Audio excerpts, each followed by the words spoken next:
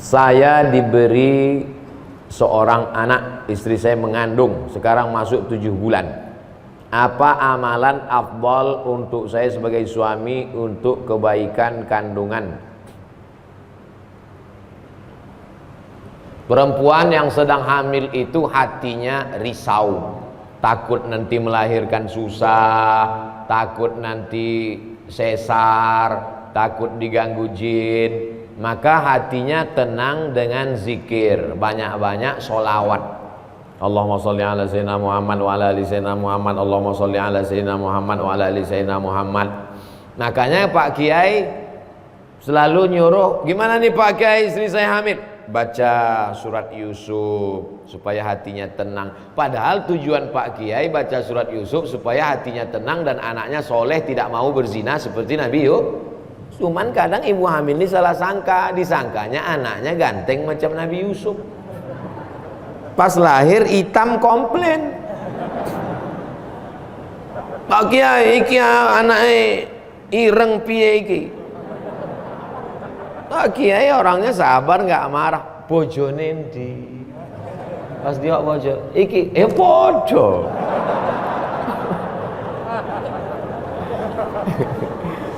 Nah, setelah itu kita jangan salah paham dulu. Jadi kalau ada ustadz nyuruh baca sholawat, baca ayat kursi, sesungguhnya itu supaya emosional si ibu tenang. Kalau ibunya tenang, anaknya juga ikut tenang. Salatullah salamullah ala taha rasulillah. Salatullah salamullah ala yasin habibillah. Tawassalna bi bismillah wa bil hadi rasulillah wa kulli mujahidin lillah bi ahlil badri ya Allah. Ibunya tenang, anaknya tenang, suaminya tenang, maka mudah melahirkan. Kalau otot-ototnya kaku, dia stres, dia takut, itu susah melahirkan.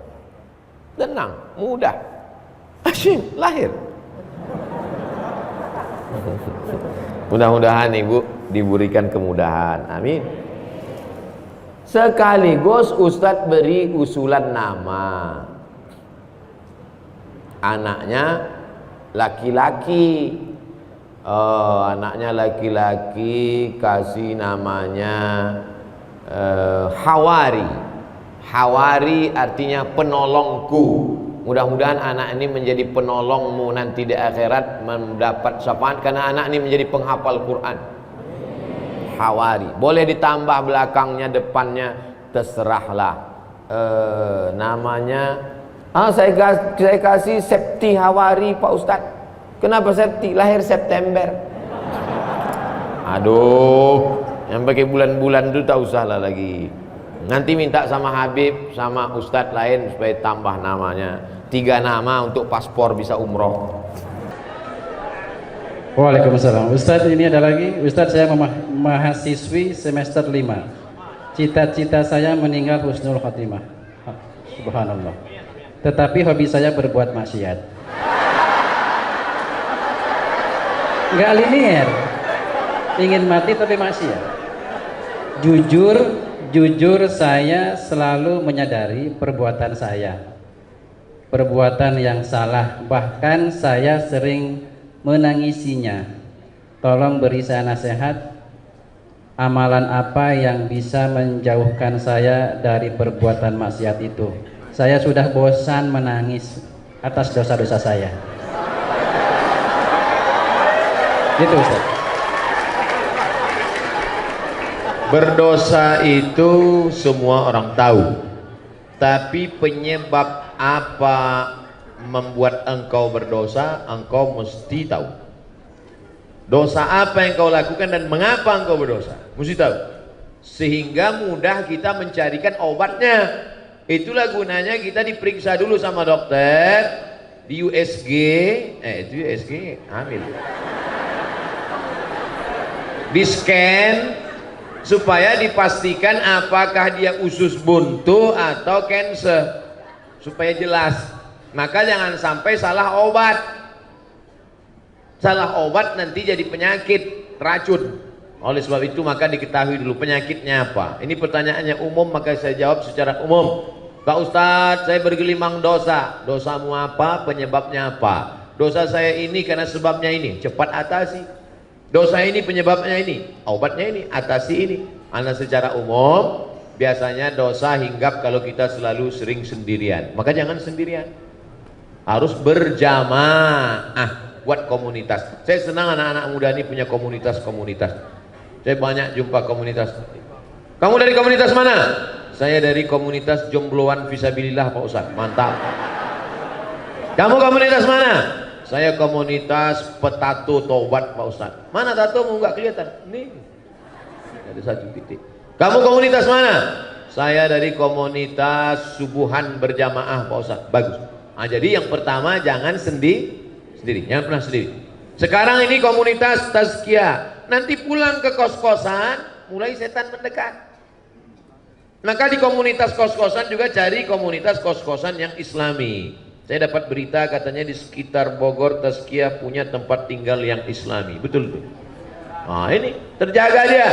Nanti di grup juga, di grup itu juga ada grup-grup yang menjaga kita. Kalau berada di grup yang buat maksiat keluar. Kamu coba lihat grup-grupnya, pasti cek grup homo. Ngapain kau di dalam? Saya mau mendakwahi mereka Pak Ustaz. Astagfirullah. Kau nggak kuat bro. Belum tentu kuat. Nanti kalau sudah kuat baru. Jadi kalau ada grup yang kira-kira menyelamatkan kita. Jadi yang pertama menyelamatkan diri ini adalah pertama taubat nasuha, mandi taubat. Setelah itu berjamaah buat komunitas. Setelah itu istiqomah. Makanya nanti buat komunitas ada datanya, kartunya, fotonya, nomor handphonenya. Kalau nggak datang ditanya, ente nggak datang, kenapa nggak datang?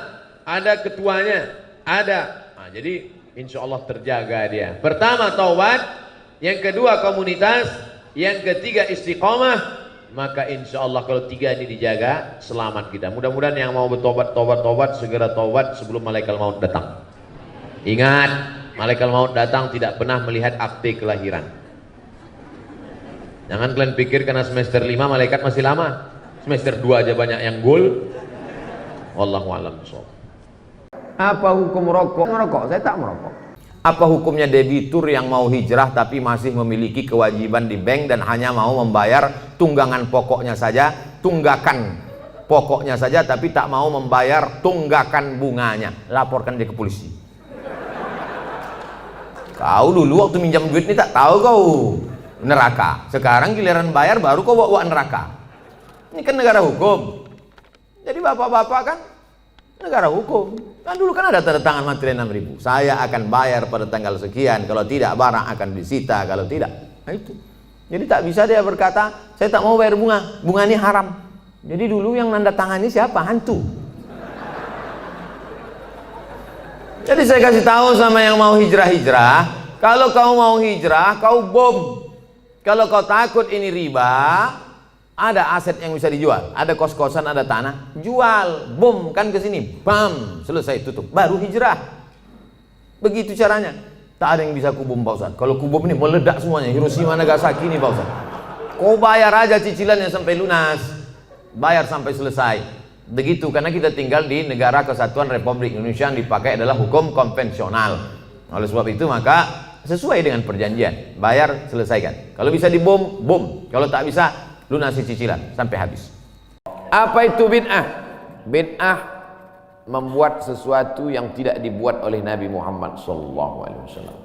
Tidak ada dalilnya dari 3 aspek: qauli, fi'li, taqriri.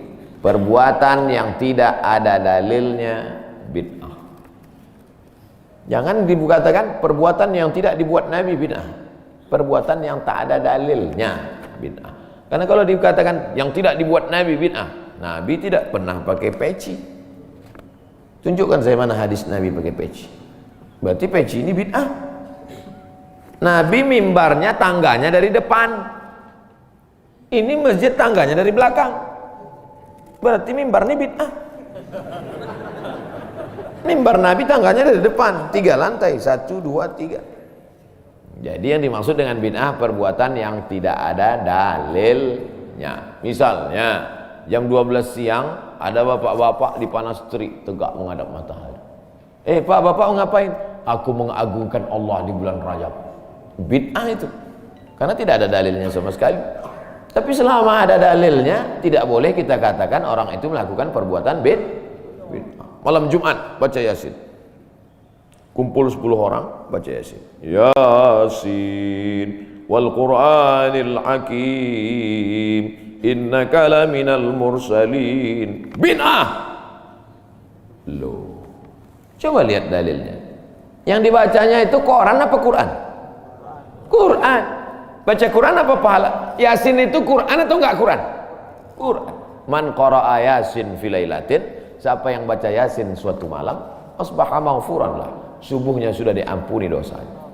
Mestinya baca Quran itu semua, tapi karena dia enggak sanggup semua, dia pilih hati Quran. Hati Quran itu Yasin. Sentuhlah dia tepat di hatinya, dia akan jadi milikmu untuk selamanya.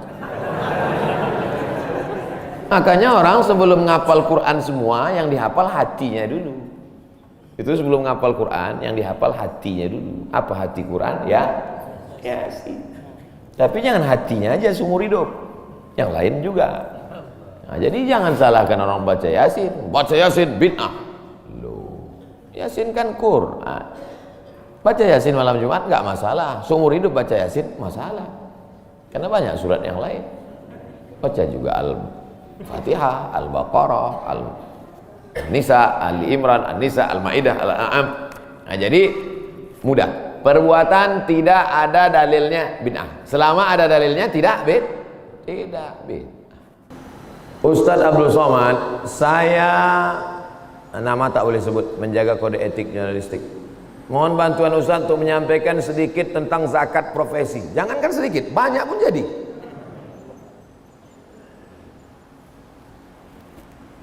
Zakat yang paling tinggi pendapatannya selama saya berceramah, penduduknya 175.000. Penduduknya 175.000. Zakatnya 18 miliar. Banyak apa sedikit? 18 miliar tuh kalau kita belikan cincau. Oh, gembong kita. Berenang kita. Rakyatnya cuma 175.000. Tapi zakatnya 18 miliar. Namanya Kabupaten Baru, Sulawesi Selatan. Sulawesi Selatan. Sukunya Bugis, mayoritas Bugis, orang-orang kaya Bugis. 18 miliar zakat. Saya tanya Tuan Guru bagaimana bisa masyarakat ini disadarkan 18 miliar? Ada teladan. Jangan kita menyuruh orang bayar zakat tapi kita tak berzakat. Oh, yang paling pertama teladan ternyata. Setelah itu rakyat ini disadarkan, bayar zakat, tolong fakir miskin, anak yatim, keluarkan zakat.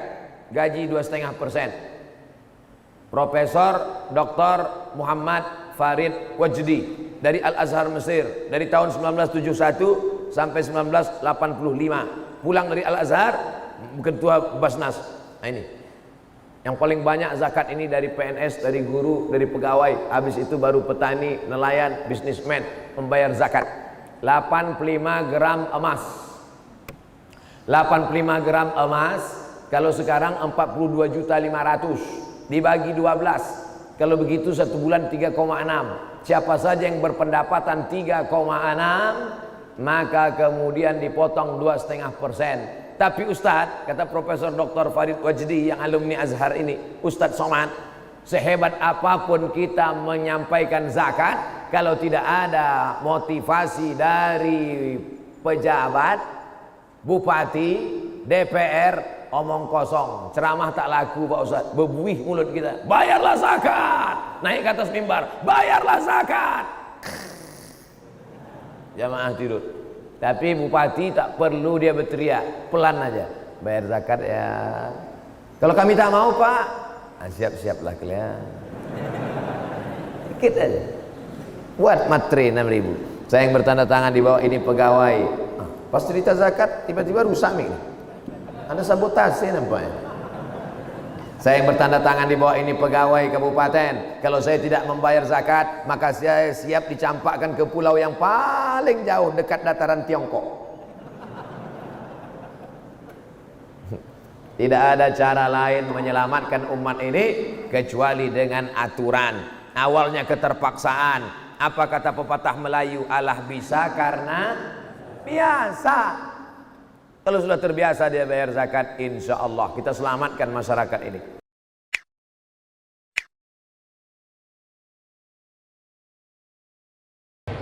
Ustaz, dua lagi. Bagaimana jika perekonomian di dunia berbasis Islam? Akan seperti apa perekonomian itu? Apakah masih ada kemiskinan? Apakah masih akan terjadi inflasi? Kita bicara tentang ekonomi di alam gaib atau alam nyata? Saya tanya sekali lagi, bicara ekonomi Islam ini bicara teori di alam kertas, makalah, seminar, lokakarya, atau pernah nyata di alam nyata? 2 tahun setengah jadi khalifah dan dia menantang siapa yang bisa berjalan kaki dari Son'a ke Darul Bayda. Son'a, Yaman. Sekarang kita hitung, Yaman, naik Yaman, Saudi Arabia, naik ke atas Suriah, Yordania, Palestina, naik ke atas lagi Mesir, Tunisia, Aljazair, Maroko, 9 negara. Siapa yang sanggup jalan kaki 9 negara mencari fakir miskin, bawa ke sini, kata Umar bin Abdul Aziz. Abad kedua Islam, tidak ada fakir miskin kalau ekonomi Islam diterapkan. Jadi kita bukan cerita masalah makalah seminar, kita bicara tentang pernah wujud ada di alam nyata. Bukti, real, fakta, bukan fiktif. Jadi orang Islam cerita ekonomi ini bukan dongeng, bukan cerita tentang masalah. Nah, ini mesti diwujudkan kepada umat Islam. Lalu kemudian kenapa dalam fikih itu, coba baca kitab tafsir di abad-abad keempat, abad-abad kelima, abad-abad keenam. Mereka cerita tentang anjing Ashabul Kahfi warnanya apa? Apakah anjing herder, apa anjing bulldog? Mereka cerita tentang perahunya Nabi Nuh sebesar apa? Kayunya dari kayu apa? Mendaratnya di mana? Lalu kemudian orang zaman sekarang baca itu, apa ini? Ngapain dikaji anjing Ashabul Kahfi? Ngapain dikaji?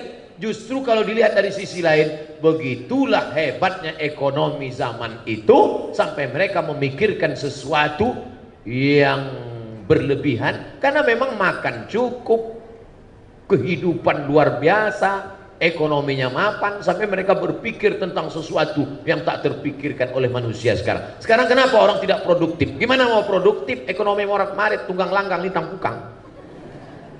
Jadi kalau dibaca abad-abad pertengahan, abad keempat, abad kelima, abad keenam, kenapa tafsir-tafsir, fikih-fikih itu mengkaji dengan kajian luar biasa. Bahkan di Indonesia, kalau adik-adik nanti baca fikih ketika Islam sedang jaya-jayanya di Kalimantan, ada kitab fikih namanya Sabilal Muhtadin, ditulis oleh mufti kerajaan Banjar, namanya Syekh Muhammad Arsyad Al-Banjari.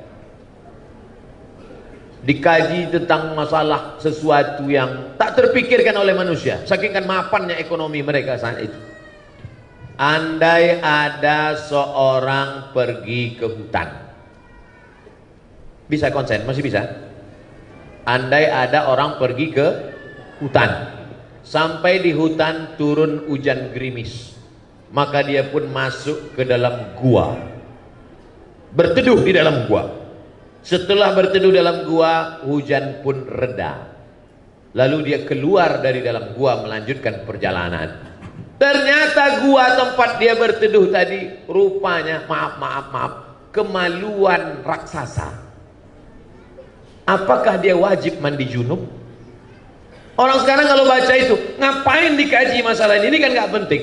Memang betul, tapi cari sisi lain. Begitulah mereka berpikir, saking kan sudah mapannya ekonomi sana itu. Tak ada lagi fakir miskin, orang kaya raya, sampai orang berpikirnya pun kelas VVIP. Nah, jadi banyak orang mengatakan, ini kitab-kitab klasik ini Ustaz terlalu besar masalah. Kenapa kitab itu sampai 1 meter panjangnya? Tafsir Al-Kabir yang ditulis oleh Imam Fakhruddin Ar-Razi 606, semeter panjangnya. Kitab-kitab fikih itu ditulis Raudhatul Talibin wa Umdatul Muftin. Dalam syarah hadis pula Fathul Bari syarah Sahih Al-Bukhari sampai dikaji masalah waw, masalah fa, masalah wa. Untuk apa dikaji ini? Saking kan makmurnya hidup mereka, tak ada lagi dikaji masalah kemiskinan. Kenapa penulis-penulis sekarang tidak produktif? Salah satu sebabnya adalah masalah ekonomi. Saya hanya ingin bercerita bahwa umat Islam kalau cerita ekonomi Islam bukan cerita teori tapi pernah jaya, dia ingin mengulang kejayaan itu. Dan kalau Islam jaya, semua akan mendapatkan rahmat. Wa ma arsalnaka illa rahmatan lil alamin. Wallahu. Apa yang dimaksud punuk unta? Sebuah hadis yang diutarakan untuk wanita. Punuk unta salah satu sampel contoh. Tapi banyak hadis lain substansi maknanya adalah, saya sebutkan satu. Ayat Quran bahkan. La yadribna bi arjulihidna. Janganlah memukul kaki ke lantai. Dipakai gelang kaki bergemerincing. Yadribna bi arjulihidna. Dipukulkan kaki ke lantai waktu jalan. Kerincing, kerincing, kerincing, kerincing, kerincing. 1. 2. La tabarrujna tabarrujal jahiliyatil ula. Jangan bersolek-solek jahiliyah. 3. Jangan memakai seperti punuk unta naik ke atas. Dari 3 sampel contoh ini makna substansinya adalah norak. Berlebihan, lebih dari normal, abnormal, supaya diperhatikan orang. Adapun sekedar mengikat rambut, kebetulan rambut dia panjang, maka diikatnya pakai karet gula. Diikatnya. Lalu kemudian ketika dia pakai jilbab agak menonjol sedikit, ya nggak apa-apa. Tapi sengaja dipakai tinggi ke atas supaya ketika dia lewat semua wow. Jadi jangan ditangkap sampelnya, tapi yang diambil adalah substansinya. Karena sekarang banyak orang, perempuan, tidak seperti punuk onta, tapi noraknya lebih daripada punuk onta. Pahami ini dengan baik. Tentang masalah gemerincing di lantai, tidak ada lagi. Tentang solek jahiliyah, tidak lagi. Tentang punuk onta, tidak. Dia selamat dari 3 kasus contoh. Tapi substansi noraknya masih bertahan. Maka hukumnya dia tetap kena. Intinya wajar-wajar saja. Kau diperhatikan orang bukan norakmu, tapi karena prestasimu. Kau diperhatikan orang bukan karena make upmu, tapi karena cahaya bekas wudukmu, karena tahajudmu memancar.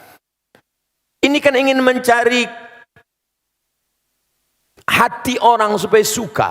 Padahal hati orang itu punya Allah. Kalau Allah sudah menanamkan cinta ke dalam hatimu, maka hati-hati hamba itu pun ikut cinta kepada engkau. Oleh sebab itu maka raihlah cinta Allah dengan tahajud, raihlah cinta Allah dengan baca Quran dan zikir, bukan dengan yang semu, bukan dengan yang hilang. Karena kita akan capek melelahkan diri sendiri hanya dengan kepalsuan-kepalsuan. Kenapa dia bercahaya wajahnya? Bekas wudhu. Masya Allah. Emang saya tayamum. Artinya kita tetap beramal, berdoa, biarlah orang suka, karena Allah menanamkan suka itu bukan karena dibuat-buat. Karena sesuatu yang dibuat-buat kita akan lelah, capek sendiri. Normal saja, apa adanya. Assalamualaikum warahmatullahi wabarakatuh. Waalaikumsalam. Sebelumnya Pak Ustadz, saya masih belajar dan banyak mau cari tahu tentang Islam. Jadi mohon maaf kalau pertanyaannya mungkin standar, cuman ini saya penasaran banget dari dulu. Ini masalah poligami. Kalau, wah ibu-ibu di sini pada langsung gitu. Kalau yang saya tahu, yang saya yakini dari dulu, manusia itu kan diciptakan berpasang-pasangan. Lalu Hawa itu diciptakan dari tulang rusuknya Adam. Nah ini kalau masalahnya poligami, lalu kalau nikahnya sampai 4 itu sisanya yang misalnya namanya Siti, apa Susi, apa Santi itu tulang rusuknya dari mana itu Pak Ustadz? Terus sama kalau memang diperbolehkan asalkan bisa adil katanya gitu ya Pak Ustadz.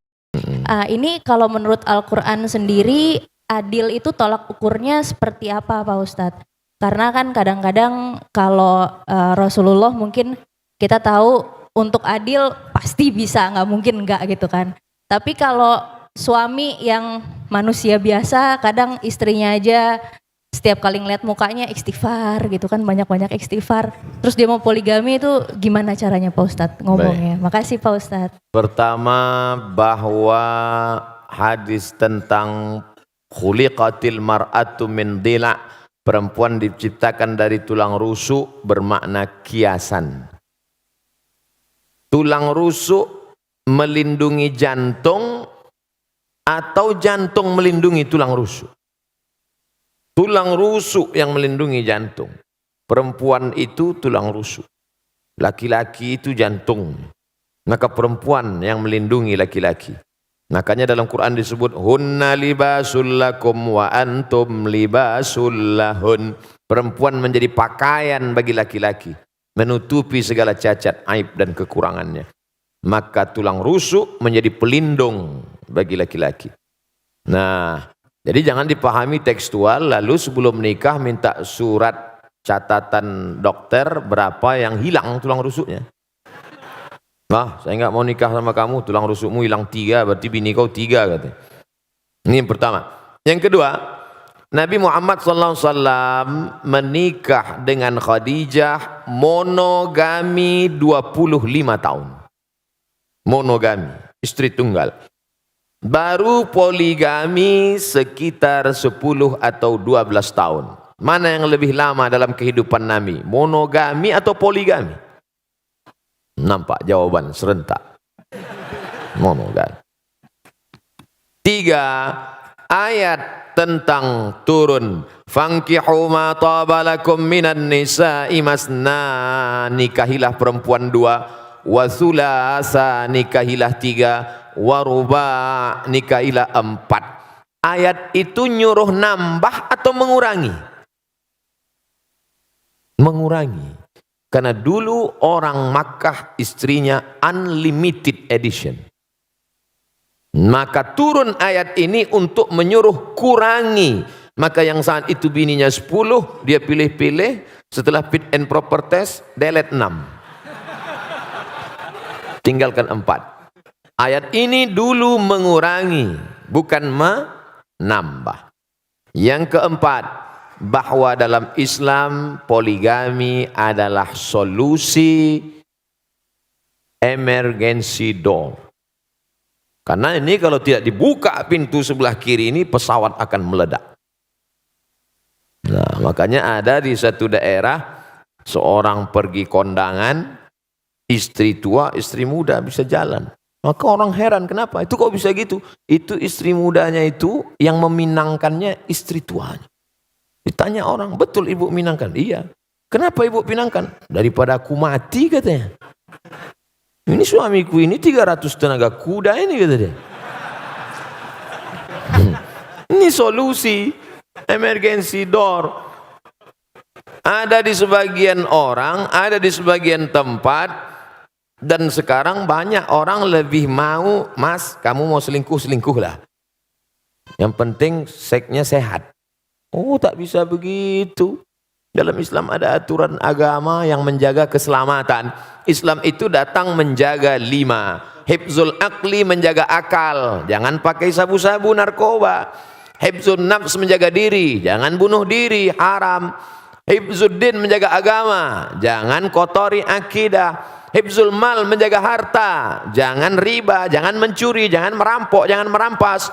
Hifzul ard, menjaga kehormatan. Jangan caci maki, olo-olo, ejek. 5, menjaga. Kalau dengan poligami bisa menjaga, lanjutkan. Tapi justru menghancurkan, jangan. Oleh sebab itu maka ini dia tidak kaku seperti besi, dia seperti karet. Nah, ini yang saya sebutkan ini adalah pertimbangan-pertimbangan bagi yang sudah siap-siap untuk setuju menandatangani materi 6.000. Karena semua laki-laki ini tidak akan bisa menikah tanpa izin istri pertama. Sudah dilindungi oleh Negara Kesatuan Republik Indonesia. Ibu-ibu jangan takut, jangan khawatir. La takhaf, jangan takut. Wala tahzan, jangan sedih. Takbir.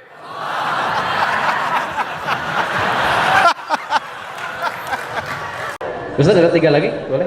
Baik. Assalamualaikum warahmatullahi wabarakatuh. Ustaz, teman saya mengamanahkan pertanyaan. Teman saya pernah berzina, tapi tidak sampai hamil. Dan dia kini telah bertobat. Yang ingin teman saya tanyakan, apakah yang harus dilakukan? Menyembunyikan aib itu atau berseturan kepada keluarga? Terima kasih. Dia laki-laki perempuan? Tulisannya, ini temannya soalnya. Kalau laki-laki berzina, habis itu dia nikah, istrinya kan nggak tahu kan? Nggak tahu, karena nggak ada labelnya. Beda sama perempuan. Kalau dia berzina, habis itu dia nikah, suaminya tahu. Dalam kitab fikih dikatakan, dikutip oleh Sayyid Sabiq dalam fikih sunnah. Lihat fikih sunnah. Inishtarata bikran. Kalau seorang laki-laki menikah mensyaratkan istrinya mesti bikran. What the meaning of bikran? Virgin. Inishtarata bikran. Kalau laki-laki mensyaratkan istrinya harus bikran, virgin, fabanat thayban. Ternyata setelah nikah tidak virgin, falahul fashu. Maka laki-laki itu punya hak untuk fasah. Fasah artinya pembatalan pernikahan. Makanya tertulis di botol, do not accept if cell is broken. Makanya saya tanya, tadi yang tanya laki-laki apa? Perempuan. Kalau laki-laki dia tobat nasuha, selesai. Jangan kau ceritakan sama dia. Jangan pula nanti, dek, ada sesuatu yang mau ku ceritakan. Apa bang? Kau bukan yang pertama. Apa? Tapi kalau perempuan kau harus cerita, karena kalau tidak nanti ini bahaya. Cuman menanyanya jangan langsung pancing-pancing dia dulu. Pancing dia, Mas, ya apa sih arti keperawanan bagimu? Terus dia bilang, alah nggak ada. Aku pun nggak perjaka, katanya. Apa?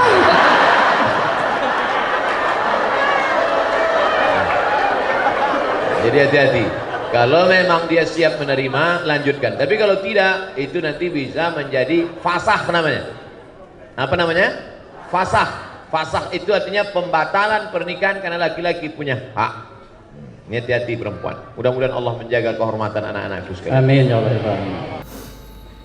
Jika kita mengetahui bahwa pasangan hidup kita telah mengikuti ajaran Syiah, apa yang harus kita lakukan? Apa hukumnya? Perbedaan kita dengan Syiah ini 5. Yang pertama, Syiah wajib mengimani imam 12. Sedangkan rukun iman kita 5. Antumina billah wa malaikatihi wa kutubihi wa rusulihi wa liyumil akhir wa biqadri khairihi wa syarrihi. Sedangkan dia ada rukun imannya lagi, beriman kepada imam yang ke 12 imam. Siapa yang tak percaya kepada imam 12 kafir. 2, mereka mencaci maki sahabat Nabi. Karena kata mereka setelah Nabi meninggal itu mestinya penggantinya Sayyidina Ali. Lalu kata mereka Abu Bakar dengan Umar itu merampas khilafah Ali. Dan sahabat yang lain diam melihat kebatilan. Maka sahabat-sahabat Nabi itu kata mereka kafir. Yang ketiga, kata mereka ada Quran yang disebut dengan Mushaf Fatimah. Tebalnya 3 kali lipat daripada Quran ada kamu sekarang. Kenapa buktinya musabaqah tilawatil Quran mereka pakai Quran yang ada sekarang? Kata mereka, sebelum Imam Al-Qaim, mereka menunggu imam yang ke-12. Imam yang ke-12 itu katanya bersembunyi di Sirdap, di bukit di Irak, dalam terowongan. Itu mereka tunggu-tunggu, belum keluar lagi. Nanti kalau keluar imam yang ke-12 itu, dibawanya kitab yang asli, sementara yang asli itu datang, pakai aja yang KW ini dulu, kata dia. Yang keempat, mereka ada meyakini namanya taqiyah. Taqiyah itu, kalau di tengah orang ahlu sunnah, pura-pura dia ahlu sunnah. Kalau di sini banyak Muhammadiyah, pura-pura dia Muhammadiyah. Kalau di sini banyak Al-Wasliyah, pura-pura dia Al-Wasliyah. Kalau di sini banyak NU, pura-pura dia NU. Kalau di sini banyak ahlu sunnah, dia bilang Sunni. Kau ini Syiah apa Sunni? Aku Sunni. Kalau kebetulan banyak Syiah, kau sunnah apa Syiah? Aku Syiah. Kalau kebetulan situ 50-50, kau sunnah apa Syiah? Aku Susi. Susi, sunnah Syiah. Yang kelima, mereka ini menghalalkan nikah mut'ah. Nikah mut'ah itu bagian dari akidah keyakinan. Mut'ah itu artinya enak. Mut'ah itu artinya nikmat. Nikah mut'ah itu nikah kontrak. Jadi boleh nikah kontrak. Aku nikah mut'ah sama engkau dari jam 5 pagi sampai jam 5 sore dengan mahar 50.000 tunai. Sah. Dalam Islam tak boleh nikah mut'ah. Oleh sebab itu inilah perbedaan, 5 perbedaan menurut Syekh Ali Jum'ah, ulama besar. Kita berpegang teguh dengan ahlus sunnah wal jamaah. Kalau ada suami ibu atau istri bapak yang ikut golongan ini, ajak dia balik, bawa dia ke ketua MUI, bawa dia ke dokter Ardiansah, Sekum MUI, supaya diceramahi dia, dibalikkan kepada ahlus sunnah wal jamaah. Karena tak mungkin bisa bersama. Antara NU Muhammadiyah masih bisa, antara Al-Wasliyah dengan Muhammadiyah masih bisa, karena masih sama ahlus sunnah wal jamaah. Ketika sholat subuh saya lupa baca kunut. Setelah salam saya baru teringat. Apa yang perlu saya lakukan Pak Ustadz? Sujud sahwi kalau engkau mazhabnya Syafi'i. Sami Allahu liman hamidah. Allahu Akbar. Takkan bangkit lagi ke atas. Terus saja sujud. Rabbi fili warhamni wajibuni warfa'ni warzuqni wahdini wa'afini wa'afani. Allahu Akbar. Subhana rabbil a'la bihamdi. Allahu Akbar. At-tahiyatul barakatuh salawatu. Sebelum salam sujud. Allahu Akbar. Subhana man la yanamu wa la yashu. Maha suci Allah yang tak tidur, yang tak lupa. Allahu Akbar. Duduk lagi. Sujud lagi. Sujud 2 kali. Allahu Akbar. Subhana man la yanamu wa la yashu. Allahu Akbar. Baru salam. Assalamualaikum warahmatullah. Begitu juga jadi imam. Imam lupa doa kunut dalam mazhab Syafi'i, sujud sahwi. Kalau imam sujud sahwi, saya ikut tak apa? Ikut. Ini banyak juga makmum tak ikut. Imam sujud sahwi, dia diam aja. Pas salam, kau kenapa tak sujud sahwi? Yang lupa kan dia, aku tidak. Ini nak ikut imam. Ju'ilal imam liutamma bih. Yang tak baca kunut tu mazhab apa Pak Ustaz? Hambali. Hambali sama Hanafi tak ada kunutnya. Makanya di Masjidil Haram waktu bapak ibu umrah kemarin ada pakai kunut subuh. Tidak. Masjidil Haram tak pakai kunut subuh karena imamnya mazhabnya Hambali sejak tahun 1924. Sejak 1924 mazhabnya Hambali. Sebelum itu Makkah itu mazhabnya Syafi'i. Terjadi revolusi King Abdul Aziz. Yang sekarang ini Salman bin Abdul Aziz menggantikan abangnya Abdullah bin Abdul Aziz, menggantikan abangnya Fahad bin Abdul Aziz, menggantikan abangnya Khalid bin Abdul Aziz, menggantikan abangnya Faisal bin Abdul Aziz, menggantikan abangnya Su'ud bin Abdul Aziz, menggantikan ayahnya King Abdul Aziz. Jadi sejak Abdul Aziz geng ini aja dia bermazhab Hambali. Sebelum itu dulu mazhabnya Syafi'i. Dulu mazhab paling besar di Makkah itu mazhab Syafi'i. Nama orang yang terakhir menjadi penguasa Makkah keturunan Nabi Muhammad namanya Syarif Aunur Rafiq. Aunur Rafiq. Aun pertolongan, Rafiq Allah SWT. Aunur Rafiq pertolongan Allah SWT. Ustaz, apa yang membedakan seorang makmum dengan seorang imam? Imam di muka, makmum di belakang. Ustaz nih macam jawaban anak TK.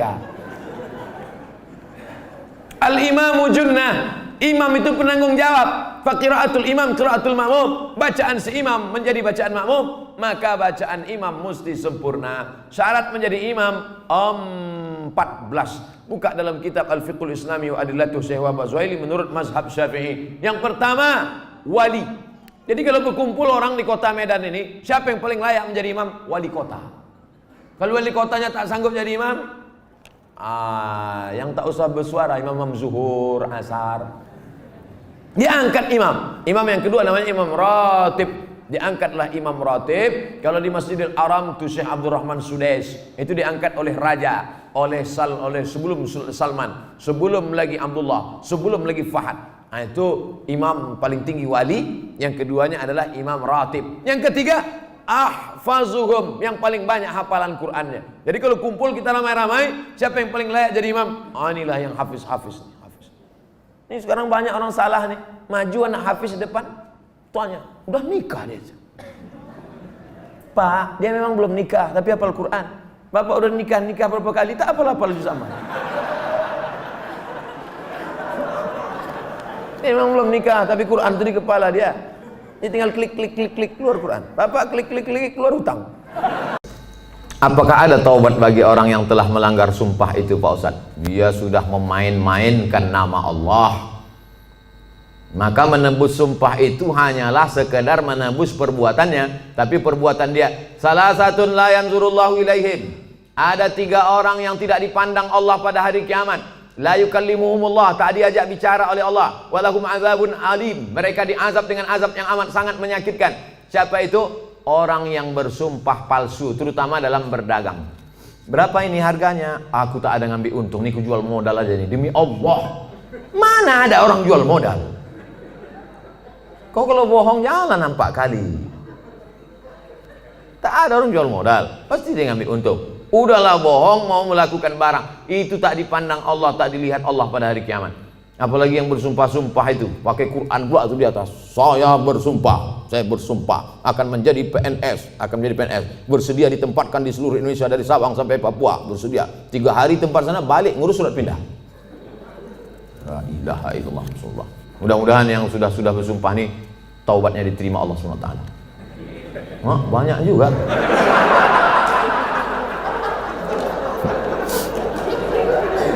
Apakah ambil zakat menunggu orang minta zakat atau mencari yang wajib zakat menerima zakat? Khuz, ambil zakat, khuz, ambil. Bukan, hai orang beriman, berzakatlah. Yang mau zakat silakan, yang nggak mau nggak apa-apa. Bukan begitu bunyi ayatnya. Khuz, ambil. Makanya yang punya jabatan kekuasaan buatkan perda, peraturan daerah, bayar zakat. PNS, ASN, perusahaan, BUMN bayar zakat ke Basnas. Yang tak mau bayar zakat teken materi 6.000, siap dipindahkan ke sejauh mata memandang. Bisa apa tak bisa? Sudah, kata Pak Wan, sudah diterapkan. Langsung zakat potong atas. Abdul Somad jadi tim sosialisasi zakat provinsi 5 tahun. Bayarlah zakat. Tak takut orang. Tak ada jabatan, tak ada kekuasaan. Tapi begitu bupati tanda tangan, perda bayar zakat, langsung 10 miliar. Selama saya ceramah, yang paling besar zakatnya Aceh Barat, Meulabu, 15 miliar kabupaten. 15 M. Pas saya ceramah sana, saya tak tahu. Saya pun ceramah. Di kampung saya di Riau ada kabupaten 10 miliar. Mereka senyum-senyum.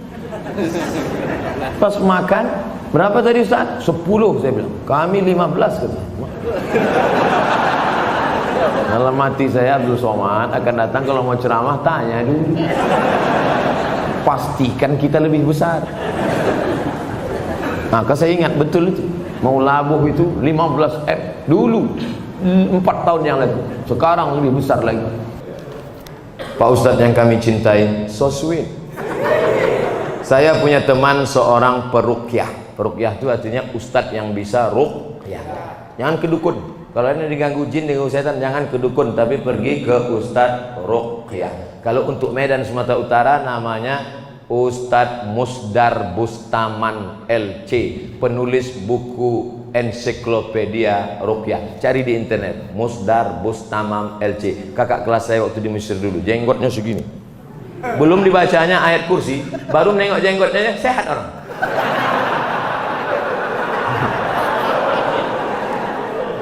Tak percaya, coba jumpain. Tapi saya menengok dia jarang sholat, berarti dukun.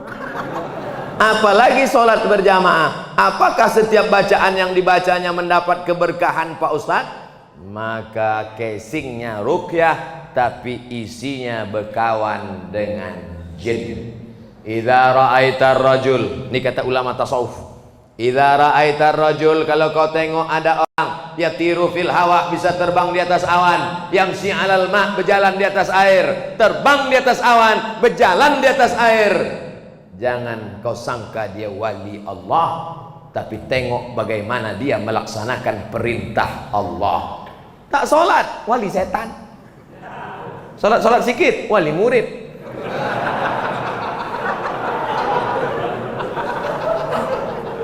Jangan terpukau karena aneh-anehnya bisa dihilangkannya Pak Ustaz. Hebat dia Pak Ustaz. Datang kami ke tempat dia waktu STNK BPKB kami hilang. Di mana hilangnya? Di kamar. Dipukulnya sekali lantai, ketepak muncul. Siapa yang bawa? Jin. Dia berkawan dengan jin. Oleh sebab itu maka tengoklah istiqomahnya dalam ibadah. Apakah berdosa orang tua membiarkan anak perempuan tidak berhijab? La yadkhulul jannata, tak masuk surga ayah, tak masuk surga abang, tak masuk surga suami. Dayyus, yang tak ada rasa cemburunya. Abang, ayah, suami membiarkan istri, adik, anak perempuan keluar rumah tak pakai hijab. Dayyus, tak ada cemburunya. Itu adik kau? Iya. Cantik ku tengok. Iyalah, abangnya kan ganteng. Dayyus, tak ada rasa cemburu. Mestinya wajahnya merah. Kenapa kau tengok aurat saudariku, adikku, anakku? Ingat, bapak yang rajin salat, yang rajin puasa sunat. Selangkah lagi kau masuk surga, selangkah mau masuk Jannatul Firdaus. Tapi anakmu kau biarkan tidak menutup aurat, selangkah juga kakimu akan ditarik ke dalam neraka jahanam. Ingatlah wahai bapak-bapak yang punya anak gadis, abang-abang yang punya adik-adik, punya perempuan, kau dituntut di hadapan Allah Subhanahu wa taala. Siapa yang Ustaz tunjuk yang menonton acara itu? Jangan pikir kita selamat, yang penting saya sudah sholat, yang penting saya sudah puasa sunat, yang penting saya sudah berzikir, yang penting saya sudah haji dan umrah. Masalah anak saya bukan urusan saya. Kullukum ra'in, setiap kamu pemimpin, wa kullukum mas'ulun ar-ra'iyatih, setiap kalian akan dituntut ditanya tentang yang dia pimpin, adiknya, anaknya, istrinya. Suami-suami yang masih takut sama istri, yang belum pakai hijab, pulang dari sini kasih tahu dia. Setiap kamu adalah pemimpin. Alah, abang baru ngaji sekali, udah mau ceramah pula. Kalau bapak tak pandai ngasih tahu, mudah aja ambil video-video saya cerita tentang hijab itu, kirim ke dia. Dek, ini ada video nih, coba kau tonton dulu. Tengok. Alah, aku tengok ini macam ustaz sesat ini, kata dia. Gak apa-apa, dia pertama marah, tapi lama-lama dia berpikir. Doa, jangan lupa doa. Allah bukakan pintu hidayah bagi suami yang sudah menikah, istrinya tak pakai jilbab. Adapun kalian yang lajang, tak ada alasan, karena kalian belum nikah. Pilihlah perempuan yang berhijab. Mudah-mudahan diberikan Allah perempuan yang berhijab. Apa boleh ketika halangan saya tetap menjaga wudhu dan zikir yang biasa saya? Perempuan yang berhalangan boleh berwudhu, perempuan yang berhalangan boleh tetap berzikir.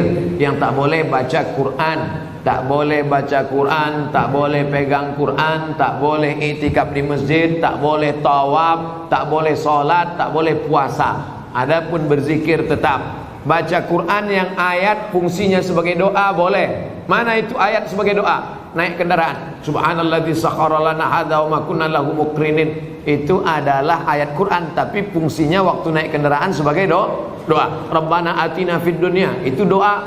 Tapi dalam ayat Quran maka fungsinya sebagai doa boleh. Saya memiliki ruku. Hah? Lagi doa. Awak mencari rukunya, lo punya ruku. Ruku ada 10, mati awak, api diambil anak-anak. Coba bagikan ciek ke situ, betul? Ruku dia Ustaz Somad, itu ruku yang ada di sana, saya katakan. Ruku siapa? Entah. Pastikan dulu punya awak. Saya punya ruku Pak Ustaz, 1 tahun 10 juta. Apakah saya wajib mengeluarkan zakatnya Pak Ustaz? Zakat pendapatan di total semua. Gaji sebulan sampai juta, 1 tahun sampai 8 juta. Ditambahkan ke ruku tadi 10 juta, 50 sampai juta. Ditambahkan lagi uang tunjang, uang sikut, uang sundul, uang tanduk, uang sipak. Maka di total selama setahun 100 juta. Zakatnya 2,5%. Kalau zakat 100 juta 22,5%, maka zakatnya 2,5 juta. 100 juta disimpan di dalam dompet, dompetnya dikunci. Disimpan di dalam laci, lacinya dikunci. Disimpan dalam lemari, lemarinya dikunci. Disimpan di dalam kamar, kamarnya dikunci. Disimpan di dalam rumah, rumahnya dikunci. Disimpan di dalam komplek, kompleknya dikunci. Tabaka. Habis, saudara. Oleh sebab itu keluarkan zakatnya 2,5% di total dengan yang lain. Saya tidak akan periksa harta bapak ibu masing-masing. Kita beriman kepada Allah. Apa kewajiban kita terhadap ibu tiri sama dengan ibu kandung? Ya, sekejam-kejamnya ibu kota masih kejam ibu tiri, Pak Ustaz. Itu nasib masing-masing lah. Setelah ibumu meninggal, maka ibu tirimu itulah yang menjaga ayahmu. Dan kalau ayahmu meninggal, kau tak boleh nikahi ibu tirimu itu, karena sudah nikahi bapakmu. Oleh sebab itu dia seperti ibumu. Ini banyak orang setelah emaknya meninggal, bapaknya dilarangnya kawin. Ayah, setelah mama tiada, ayah silakan terbang mau ke Surabaya, ada kakak, mau ke Singapura, ada abang, mau ke Jakarta, silakan. Apa kata bapaknya? Kalian kemana aku terbang saja kalian pikirkan, kemana aku hinggap kalian tak pikirkan. Maka yang paling layak baik adalah kawan saya ketika neneknya meninggal, maka ibunya, kawan saya punya kakek, anak ibunya nih anak kakeknya. Ketika mbah perempuannya meninggal, maka ibunya mencarikan perempuan untuk menikah dengan ayahnya supaya ayahnya itu terjaga zahir dan batin. Nah, begitulah bakti. Ustadz, apakah kita terlalu khawatir dengan virus COVID ini bisa merusak akidah kita, Pak Ustadz? Misalnya bapak saking takutnya kena penyakit paranoid, ketakutan tak tentu arah, itu tauhidnya sudah kena itu. Wa kadzalika ja'alnakum ummatan wasata, kami jadikan kalian umat yang pertengahan, tidak terlampau berani sampai nantang-nantang petantang. Terakhirnya rektor di Lampung, IAIN Lampung, fikih Islam simple sederhana, supaya tahu mana rukun, mana syarat, mana wajib, mana makruh, mana membatalkan. Setiap rumah mesti punya buku ini. Ini fikih yang simple, murah. Harganya 40.000. Kalau naik saya tak tanggung jawab.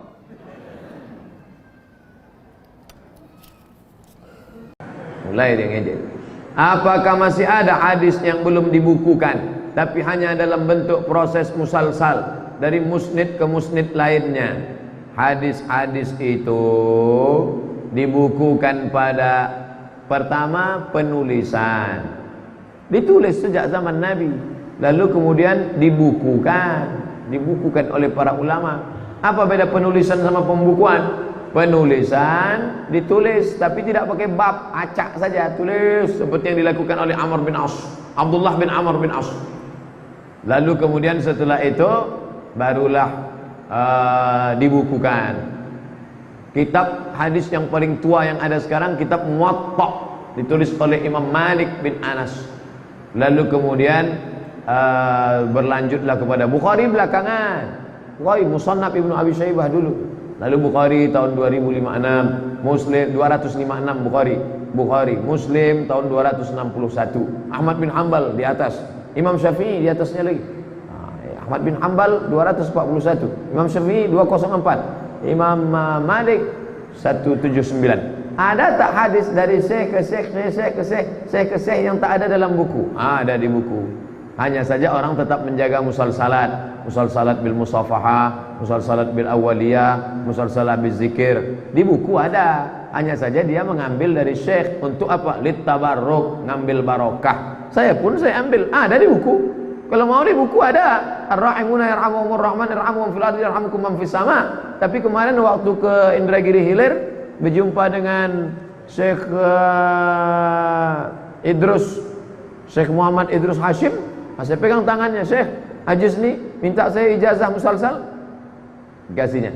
Ajaztukum marwiyati musalsalati, ku ijazahkan kepada engkau hadis musalsalat. Musalsalat artinya bersilsilah, silsilah yang kuterima dari Syekh Muhammad Yasin Al-Fadani.